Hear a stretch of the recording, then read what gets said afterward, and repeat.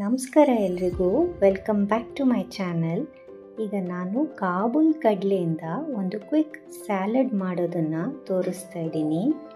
ಮೊದಲಿಗೆ ಒಂದು ಮಿಕ್ಸಿ ಜಾರ್ಗೆ 3 ಹಸಿಮೆಣಸಿನ್ಕಾಯಿ, 7ರಿಂದ 8 ಗೋಡಂಬಿನ ತೊಗೊಂಡಿದ್ದೀನಿ.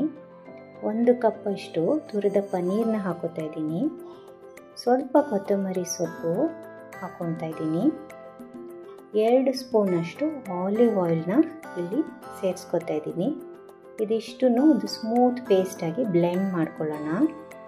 ಈಗ ಒಂದು ಮಿಕ್ಸಿಂಗ್ ಬೌಲ್ಗೆ ಒಂದು ಸಣ್ಣದಾಗಿ ಹೆಚ್ಚಿದ ಈರುಳ್ಳಿ, ಒಂದು ಸಣ್ಣದಾಗಿ ಹೆಚ್ಚಿದ ಟೊಮೆಟೊ, ಅರ್ಧ ಸ್ಪೂನಷ್ಟು ರೆಡ್ ಚಿಲ್ಲಿ ಫ್ಲೇಕ್ಸ್ನ ಇಲ್ಲಿ ಸೇರಿಸ್ಕೊತಾ ಇದ್ದೀನಿ.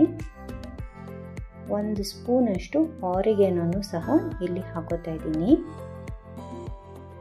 ಒಂದು ಅರ್ಧ ನಿಂಬೆಹಣ್ಣು ಇಲ್ಲಿ ಹಿಂಡ್ಕೊತಾ ಇದ್ದೀನಿ. ಈಗ ಇದನ್ನು ಚೆನ್ನಾಗಿ ಮಿಕ್ಸ್ ಮಾಡ್ಕೊಳ್ಳೋಣ.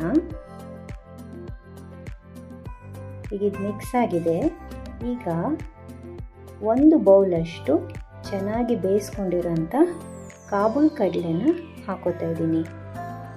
ಇದನ್ನು ಅಷ್ಟೇ ಚೆನ್ನಾಗಿ ಈರುಳ್ಳಿ ಹಾಗೂ ಟೊಮೆಟೊ ಜೊತೆಗೆ ಮಿಕ್ಸ್ ಮಾಡೋಣ. ಈಗ ಇದಕ್ಕೆ ನಾವು ಆಗಲೇ ರುಬ್ಬಿಟ್ಕೊಂಡಿದ್ವಲ್ಲ ಕ್ಯಾಶ್ಯೂ ಮತ್ತು ಪನ್ನೀರ್ ಪೇಸ್ಟು, ಅದನ್ನು ಸೇರಿಸ್ಕೊಂಡು ಚೆನ್ನಾಗಿ ಮಿಕ್ಸ್ ಮಾಡ್ಕೊಳ್ಳೋಣ.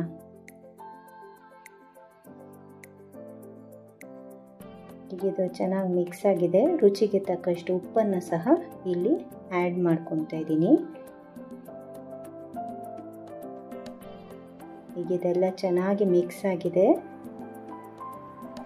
ರುಚಿಯಾದ creamy salad ready to serve.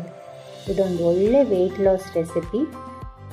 Try ಮಾಡಿ ಹೇಗೆ ಬಂತು ಅಂತ ಕಮೆಂಟ್ ಸೆಕ್ಷನಲ್ಲಿ ತಿಳಿಸಿ. Thank you so much for watching.